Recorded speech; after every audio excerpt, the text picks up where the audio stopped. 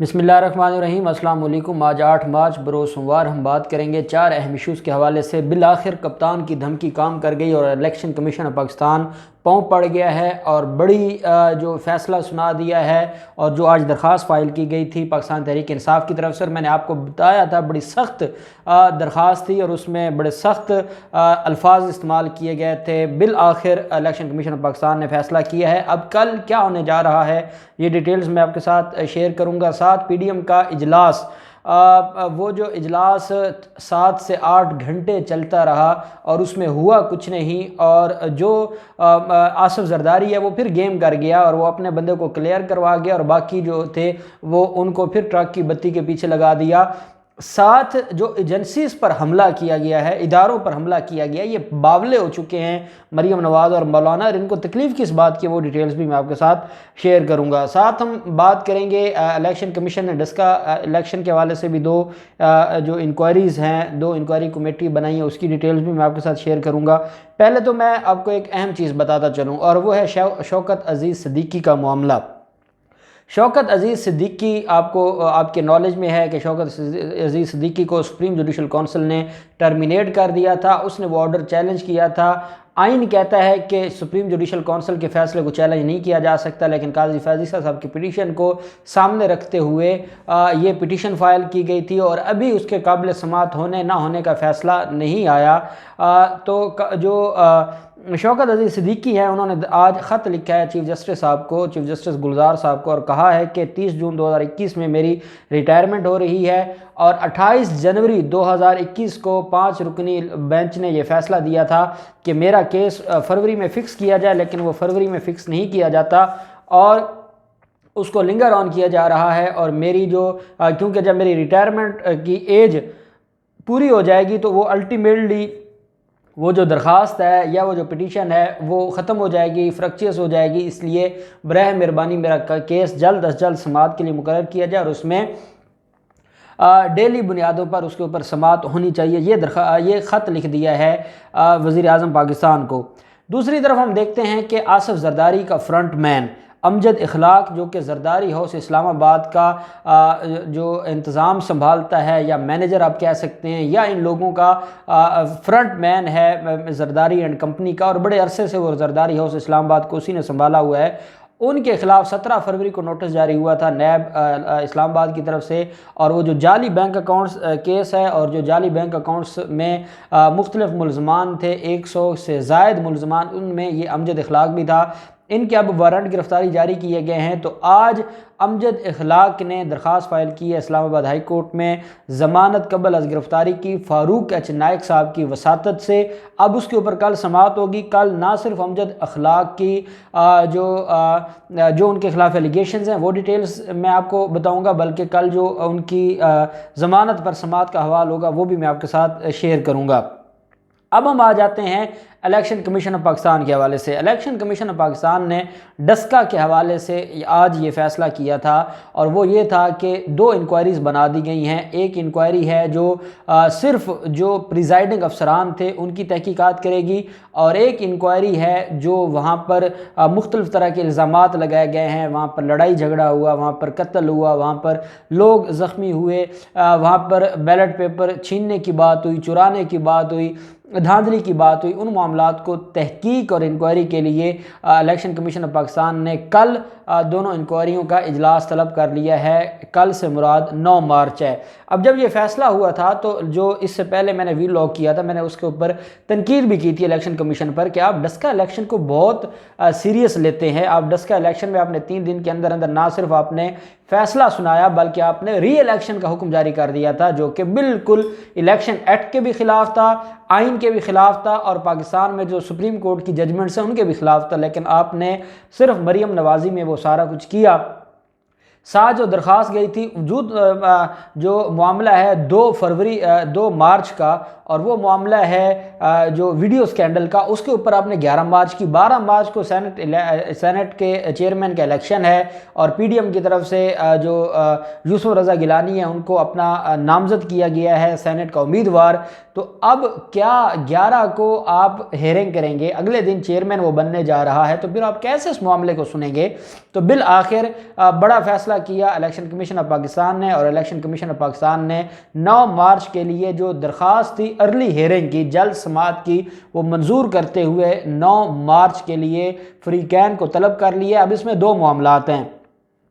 एक है video scandal, और वीडियो स्कैंडल में जो चीज़ सामने आती है वो है जो जिस तरीके से अली मूसा गिलानी सारे मामलात को देख रहे हैं, वो वहाँ पर उनको वोट ज़ाय करने का भी तरीक़ाकार समझा रहे हैं। मैंने आपको बताया था कि वोट ज़ाय करना या किसी को वोट डालने से रोकना ये अज़ खुद एक कोग्निजेबल ऑफेंस है।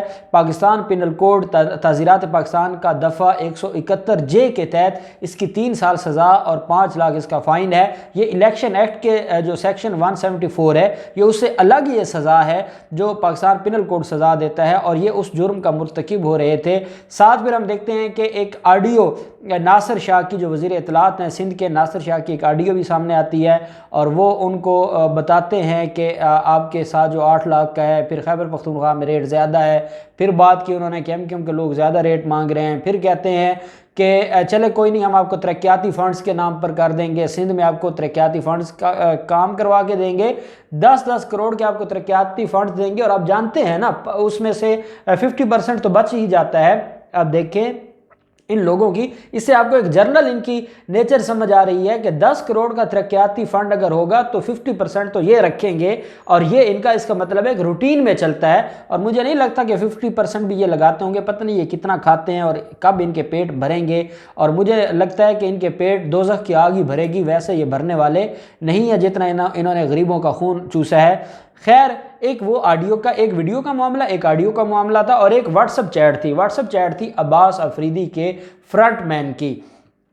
वो जो फ्रंट मैन था वो अब्दुल सलाम अफरीदी को व्हाट्सएप पर मैसेज कर रहा है, और वो उसे कहता है कि 6 करोड़ रेट चल रहा है, आपका 8 करोड़ करवा देंगे, हमें उसमें 30 लाख ही बचना है, बाकी सारे आपके हैं, और हम तो बस कमीशन के लिए काम कर रहे हैं। और फिर अब्दुल सलाम अफरीदी से उनकी मुलाकात करवाई गई, जो हार गए हैं सेनेट का इलेक्शन, जो कि सेनेट के उम्मीदवार थे नून लीग के, और वो इलेक्शन हार गए। लेकिन अब्दुल सलाम को भी तलब किया हुआ था और उनसे भी सारे के सारे डॉक्यूमेंट्स मंगवाए हुए थे। अब जो 4 MNAs हैं पाकिस्तान तहरीक इंसाफ के, जो वहाँ मौजूद थे और जिन्होंने वज़ीर आज़म इमरान खान को बताया था इस सारे स्टिंग ऑपरेशन के बारे में, वो जब 4 सामने आएंगे और इलेक्शन कमीशन को ईच एंड एवरीथिंग बताएंगे, जब जो ओरिजिनल वीडियो है वो सामने आएगी, जब ओरिजिनल ऑडियो है वो सामने आएगी, जब ओरिजिनल व्हाट्सएप चैट सामने आएगी, तो उसके बाद कौन सा चेयरमैन सेनेट और ये किस मामले की तरफ जाएंगे।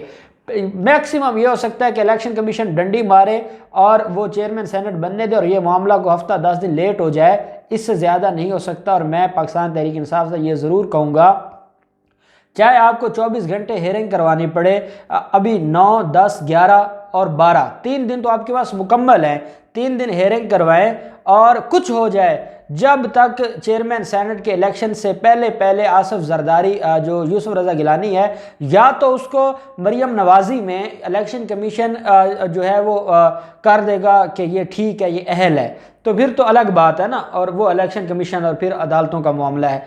अगर इलेक्शन कमीशन फैसला सुना देता है तो ये जो जितनी एविडेंस है इसकी बुनियाद पर वो इलेक्शन कमीशन जो हाल ही में अपना फैसला दे चुका है सारे उसके री इलेक्शन का, तो वो यूसुफ रज़ा गिलानी को कैसे सेनेट का जो नोटिफिकेशन है वो जारी करेगा जिसकी बुनियाद पर उसने चेयरमैन सेनेट का इलेक्शन लड़ना है। तो ये मैं समझता हूँ कि इलेक्शन कमीशन अब इतना बुरा फंस गया है कि वो अगर उगलता है फिर भी मरता है, निगलता है फिर भी मरता है, लेकिन अल्टीमेटली कुछ ना कुछ होना होगा, इसके बगैर उसको माफ़ी नहीं मिलने वालेगी। और ये अब पैरा देना होगा पाकिस्तान तहरीक इंसाफ को। बाकी हर पाकिस्तानी सोशल मीडिया पर हम सब मिलकर, हम पहले दिन से इन मामलात को लेकर चल रहे हैं और हम इंशाअल्लाह इन मामलात को उठाते रहेंगे जब तक कौम को इंसाफ नहीं मिल जाता।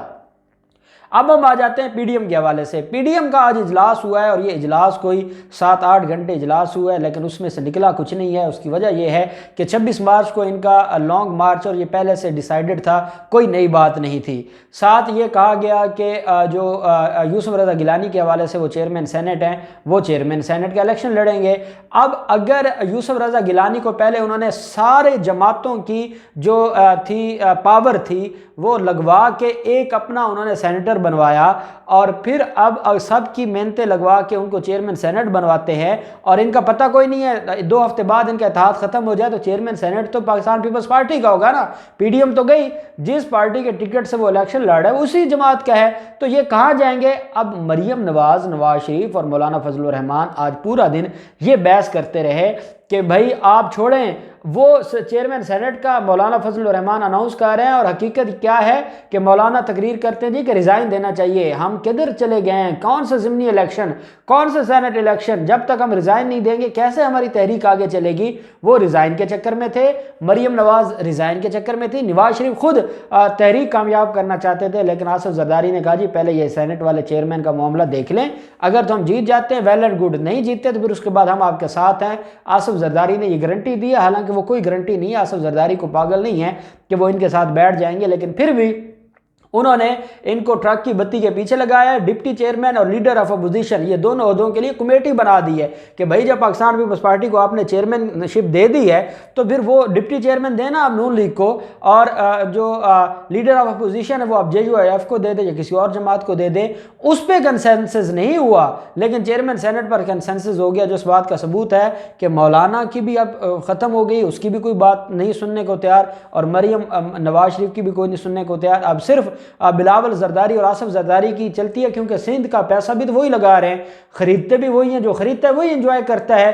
अब नून लीग ने खुद फंड इकट्ठा करना शुरू कर दिया है, 5 लाख MNA से और 2 लाख MPA से, ये तो खुद कंगाल हुए पड़े हैं। और मौलाना वैसे फंड पर और मदरसों के जो सदका खैरात पर चलने वाले लोग हैं, तो पैसा लगाना है सिंध हुकूमत का आसिफ जरदारी ने, तो फिर वही फ़ायदा लेगा। तो अब साथ वे कहते हैं कि एजेंसीज़ को हम खबरदार करते हैं कि वो किसी भी तरह से इन्वॉल्व ना हो। आपको शर्म आनी चाहिए, जब आप जीते हैं तो आप मेरिट पर जीते हैं, और जब दूसरी तरफ इलेक्शन की तैयारी हो रही है चेयरमैन सेनेट की, तो आपको अब एजेंसियां याद आ गई हैं और आप अभी से गालम गलूत शुरू कर दी। आप कुछ कहते रहे, मरियम नवाज भी 2-3 दिन से उनकी ट्यून बदली हुई है, उनको उम्मीद लगी थी बाहर जाने की, लेकिन उनकी उम्मीद ख़त्म हो गई है, और हमजा शहबाज को मैदान में उतार कर मरियम को वैसे आउट कर दिया गया, तो वो बड़ी तकलीफ में है और वो बड़ी दुखी है, और इस वजह से वो आजकल बड़े हमले कर रही हैं। लेकिन कुछ नहीं होगा, इंशाअल्लाह पाकिस्तान ही तरक्की करेगा और पाकिस्तान ही आगे जाएगा। अल्लाह पाक पाकिस्तान का हामी नासिर हो। बहुत शुक्रिया, अल्लाह हाफिज़, पाकिस्तान जिंदाबाद।